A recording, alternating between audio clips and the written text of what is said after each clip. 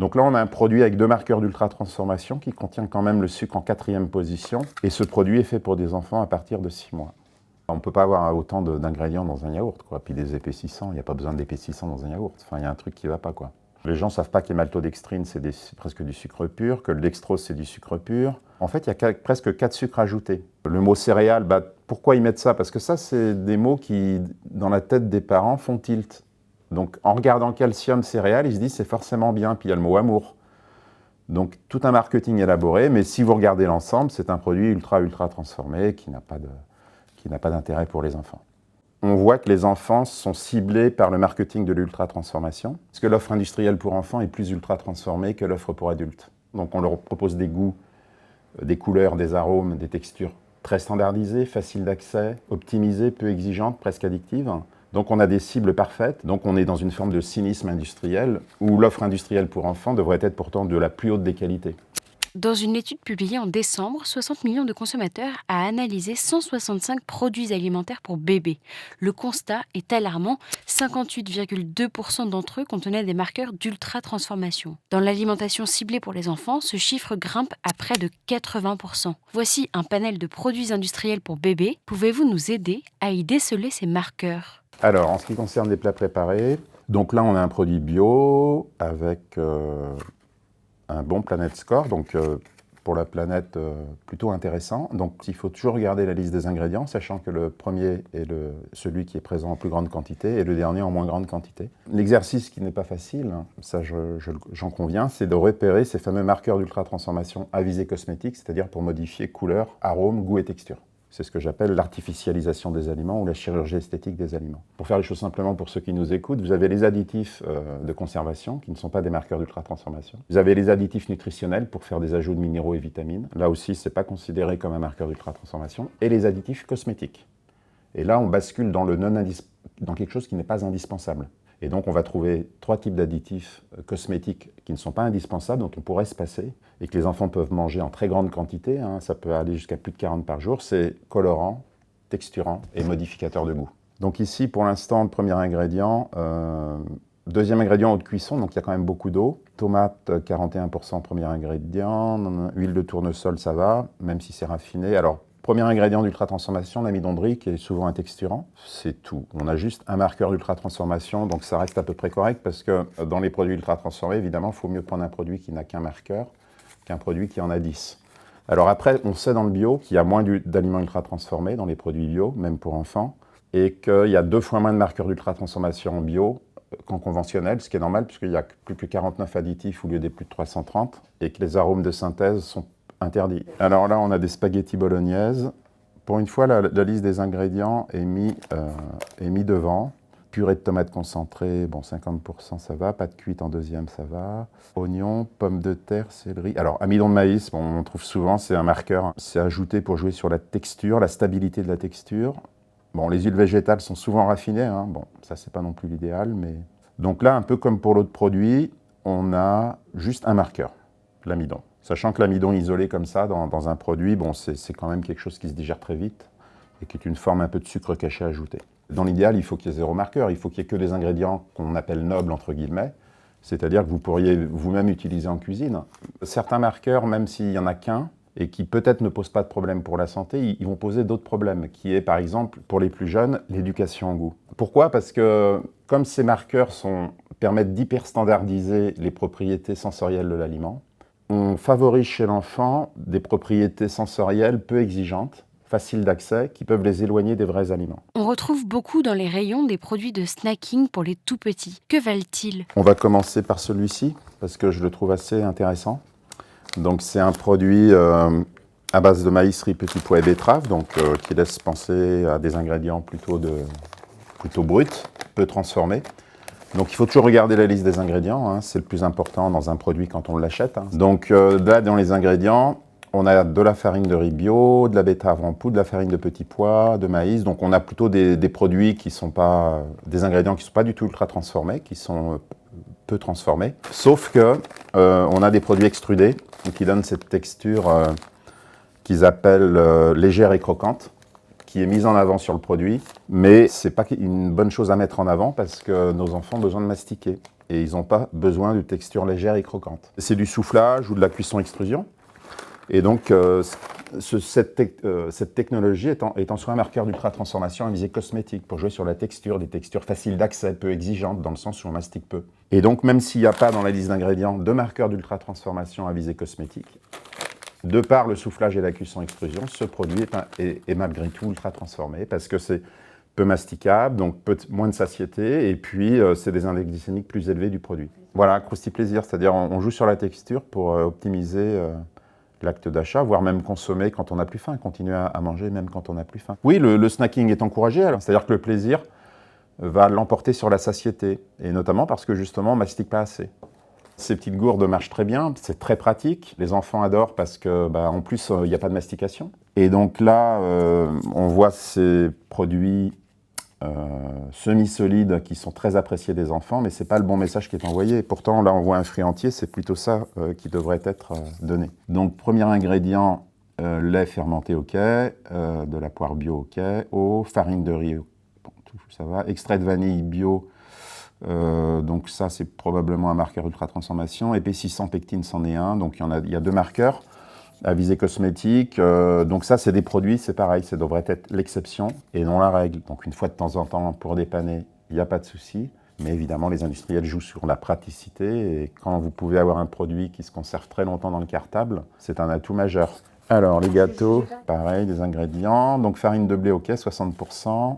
Bon, si c'est pas complet, indiqué complet, c'est plutôt raffiné. En deuxième position, sucre de glace de canne, donc sucre de canne. Donc il faut tout de suite aller voir le taux de sucre quand ils mettent sucre en deuxième position. Donc glucides, 76%, c'est-à-dire, évidemment, il y a les céréales qui sont des glucides, dont sucre. Donc sucre, c'est quand même 22,5 grammes pour 100 grammes, presque 23%. Voilà, 100 grammes de ça, on est à peu près aux 5% de sucre libre maximum par jour. En troisième position, amidon de blé, marqueur d'ultra-transformation, et de la poudre à lever, vitamine B. Donc, comme on l'avait vu tout à l'heure, les vitamines ajoutées ne sont pas considérées originellement comme des marqueurs d'ultra-transformation, parce que la visée n'est pas cosmétique. Le problème, c'est que sur l'emballage, on met les produits bruts peu transformés ou non transformés, mais le produit final reste ultra-transformé. Donc, oui, on met l'accent, il y a le drapeau français, il y a le mot noisette, il y a des céréales entières, des épis de blé, même avant qu'ils soient récoltés. Donc, et en plus, c'est bio. Donc, mais dans le bio, alors, même s'il y a moins de marqueurs d'ultra-transformation, les rayons où il reste encore beaucoup de produits ultra-transformés en bio, c'est justement les biscuits pour enfants. On trouve aussi de nombreux aliments destinés au petit déjeuner des bébés, comme les céréales à ajouter au biberon ou ces produits prêts à l'emploi. Sont-ils sains? Bon, saveur vanille, a priori, c'est qu'il y a des arômes de vanille, hein, pas des vrais arômes. Effectivement, on voit arôme à la fin. Donc, quand il n'y a rien après arôme, ça veut dire souvent arôme synthétique et non pas naturel. C'est-à-dire qu'il est fait en laboratoire. Premier ingrédient, lait écrémé, d'accord. Deuxième ingrédient, eau. Et troisième ingrédient, maltodextrine. Donc ça, c'est un vrai problème parce que c'est du sucre pur, les maltodextrines, un marqueur d'ultra-transformation, issu de la dégradation de l'amidon des céréales qu'on hydrolyse. Donc là, on a ce qu'on appelle des sucres cachés ultra-transformés qui se surajoutent au sucre qu'on peut consommer. Ensuite, on retrouve l'amidon de maïs. Il y a du lactose de lait qui est rajouté, donc une molécule purifiée qui est aussi un marqueur d'ultra-transformation, qui est un sucre. Hein. La lécithine de soja, qui est un émulsifiant, un correcteur d'acidité. Donc on a 5 marqueurs ultra-transformation, et là, avec l'arôme, ça fait 6. Les gens ne savent pas que les maltodextrines, c'est presque du sucre pur, que le dextrose, c'est du sucre pur. En fait, il y a presque 4 sucres ajoutés, puisque l'amidon, ça va se transformer en sucre dans l'organisme assez rapidement. Les gens voient calcium, donc ils achètent l'ensemble. Parce que pour eux, calcium, c'est bien. Mais non, la valeur du calcium va dépendre de la valeur de l'ensemble. C'est pas parce que je rajoute des minéraux, des vitamines sur des bonbons que les bonbons, c'est bien. Le mot céréales, pourquoi ils mettent ça? Parce que ça, c'est des mots qui, dans la tête des parents, font tilt. Donc, en regardant calcium, céréales, ils se disent c'est forcément bien. Puis il y a le mot amour. Donc, tout un marketing élaboré. Mais si vous regardez l'ensemble, c'est un produit ultra transformé qui n'a pas d'intérêt pour les enfants. Selon 60 millions de consommateurs, près de 100% des yaourts infantiles sont ultra transformés. Pouvez-vous décrypter pour nous les étiquettes de ces yaourts devant vous, par exemple? Alors, les yaourts.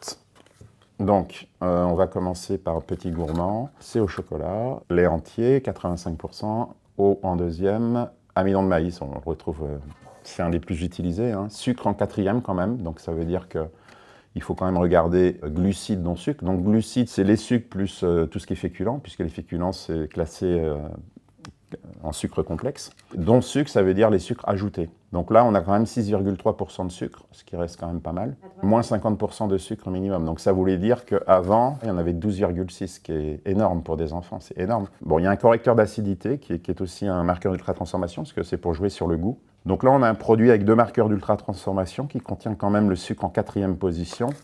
Et ce produit est fait pour des enfants à partir de 6 mois.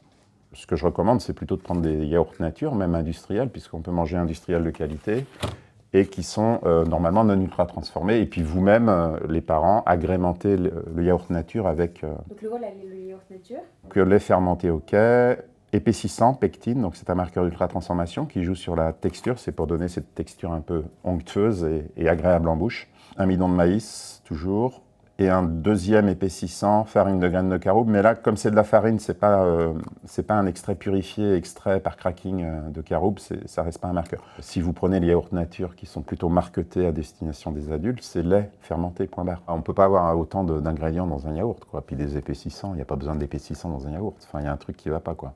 De manière pragmatique, pouvez-vous donner des conseils aux parents sur ce qu'il faut alors privilégier et ce qu'il faut éviter? Nous, on a publié un travail sur 22 000 aliments ultra-transformés représentatifs de l'offre en France en 2021, où on a calculé qu'au-delà de 5 ingrédients, c'est-à-dire 6 et plus, vous avez au minimum 3 chances sur 4 que l'aliment soit ultra-transformé. Ensuite, quand vous avez des mascottes pour enfants, il faut toujours se méfier parce que c'est souvent le signe de l'ultra-transformé. Après, si vous voyez des noms que vous ne reconnaissez pas parce que on ne peut pas les utiliser, on ne peut pas les acheter soi-même, il se peut que ce soit des marqueurs ultra-transformation. Enfin, la probabilité que ça en soit est très élevée, même s'il peut y en avoir qui ne sont pas à visée cosmétique, mais de conservation.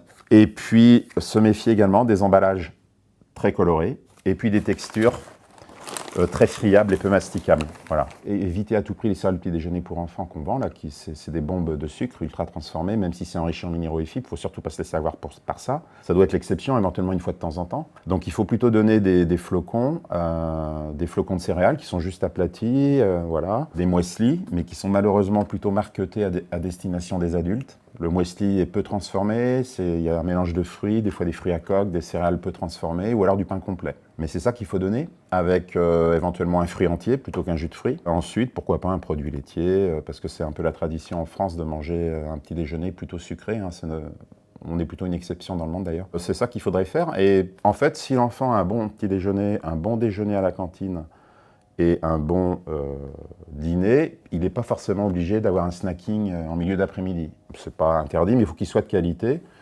Et malheureusement, en France, les goûters c'est catastrophique. Parce que les biscuits pour enfants sont remplis de marqueurs d'ultra-transformation, de sucre caché, donc c'est beaucoup de barres chocolatées, des sodas. Donc c'est catastrophique. Et au goûter, il faudrait donner des fruits à coque, des fruits entiers, pourquoi pas un produit laitier. Vous pouvez prendre une tranche de pain semi-complet, avec une barre de chocolat, pourquoi pas, du vrai beurre. Mais qu'est-ce qui l'emporte? La praticité, la durée de conservation et la paix des ménages. C'est-à-dire que les parents, ils savent qu'en achetant ces produits, l'enfant va être content. Ils achètent aussi une certaine tranquillité. C'est conçu pour être sûr de ne pas déplaire. Donc après, les gens vont dire c'est une question de temps, d'argent, je ne crois pas, parce que même de temps, en fait, c'est un investissement à long terme. C'est-à-dire que tant que vous penserez que bien manger, c'est une question de temps et d'argent, vous faites le jeu de l'ultra transformé. Pourquoi? Parce que l'ultra transformé s'adresse justement au manque de temps et au manque d'argent. La vraie question de fond, c'est quelle valeur on accorde à l'alimentation. Un acte que l'on fait 3 à 4 fois par jour qui soutient la vie n'a pas de prix. Donc il y a aussi tout un travail d'éducation à l'alimentation et de revalorisation de l'acte alimentaire. Pourquoi les industriels proposent-ils ce type de produits ultra transformés à destination des plus jeunes? On voit que les enfants sont ciblés par le marketing de l'ultra-transformation, puisque l'offre industrielle pour enfants est plus ultra-transformée que l'offre pour adultes. Nous, on a publié en 2021 que les moins de 18 ans en France, c'est à peu près 45 à 50% de calories ultra-transformées par jour, donc plus que les adultes qui sont à 34%. Et donc pourquoi c'est les premières cibles? Parce qu'en fait, l'industriel veut fidéliser la personne à vie à ses produits, du tout début de l'enfance jusqu'à sa mort. Si l'individu peut consommer des produits de la même marque ou ultra transformés, c'est une forme de fidélisation. Il n'y a rien de plus rentable que la fidélisation. Mais en plus, les enfants sont des cibles faciles. On sait que l'enfant va influencer les parents et les parents ne vont pas oser dire non. Donc on leur propose des goûts, des couleurs, des arômes, des textures très standardisée, facile d'accès, optimisée, peu exigeante, presque addictive. Donc on a des cibles parfaites, et puis quand les goûts alimentaires se forment entre 3 et 15 ans, c'est très compliqué de les changer. Par exemple, si on habitue un enfant à un arôme de banane ou de poire exacerbé, c'est très compliqué après l'enfant quand il revient vers une vraie poire qui se mastique, parce que l'arôme va varier en fonction de la saison, de la variété et du degré de maturité. Et il est plus subtil, il est plus exigeant. Donc cette hyper-standardisation des propriétés sensorielles auprès de l'enfant peut l'éloigner des vrais aliments qui vont être bons pour sa santé, qui sont peu transformés. Et ces aliments ultra transformés, en imitant les vrais aliments, vont remplacer les vrais aliments auprès des plus jeunes, et c'est ce qui est recherché. Donc on est dans une forme de cynisme industriel, où l'offre industrielle pour enfants devrait être pourtant de la plus haute des qualités. La littérature scientifique regorge d'études montrant l'impact négatif de l'ultra-transformation des aliments sur la santé. Il y a quelques jours, un lien de corrélation a même été établi entre la consommation de certains conservateurs et l'apparition de certains cancers ou diabète de type 2. Pour autant, on parle très peu de l'alimentation infantile, qui devrait être la plus préservée de ces marqueurs.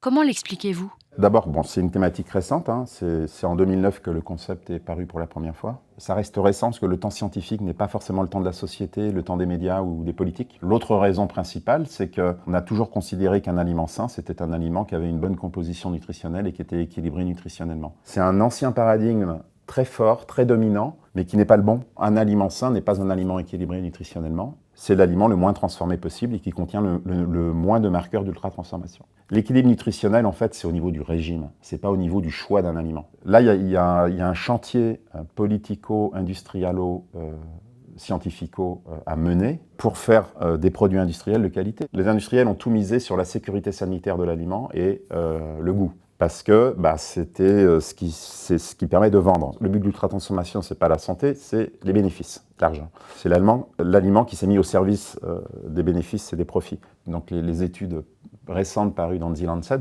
Series, donnent un chiffre pour le monde, c'est 1642 milliards d'euros de chiffre d'affaires pour les grandes multinationales de l'ultra-transformé. La science, dès qu'elle touche à des enjeux financiers colossaux, on l'a vu dans de nombreux domaines, pas seulement l'alimentation, elle fait peu le poids. Quelles solutions proposez-vous alors pour limiter l'ultra-transformation dans l'alimentation des jeunes enfants ? Il y a des mesures qu'il faudrait prendre pour limiter l'accès aux ultra-transformés des enfants. C'est interdire les publicités alimentaires ultra-transformées pour enfants, quelle que soit l'heure de la journée, définitivement. Elles n'ont pas leur place. Ensuite, dans l'idéal, il faudrait éviter l'implantation des fast-foods autour des lycées, parce que c'est pas par hasard s'ils s'installent autour des lycées. Ensuite, il faudrait donc renforcer l'éducation à l'alimentation par les enseignants, mais aussi sensibiliser les familles, puisque les familles font des choix alimentaires qui impactent la santé de leurs enfants à long terme. Et puis, la quatrième mesure, ça c'est peut-être plus général, ce serait de taxer les produits ultra-transformés en fonction du nombre de marqueurs. Plus il y en a, plus la taxe est importante, évidemment. Il faudrait un logo ultra-transformé sur les produits et indiquer le nombre de marqueurs. Moi, je ne suis pas dans le zéro, dans une position radicale, entre guillemets. Je suis plutôt dans une position d'exception, et que les vrais aliments bruts, ou peu transformés, ou normalement transformés, soient la base de notre régime alimentaire. Ouais. Par contre, chez les tout petits, pourquoi pas, peut-être, effectivement, que les produits industriels pour les tout-petits aient zéro mut. C'est une question intéressante, en fait, qui mérite d'être discutée pour vraiment les tout-petits. Regardez le tabac, on bascule dans la même problématique. Le tabac, ça a mis 20 ans, mais on est arrivé quand même à des résultats malgré tout.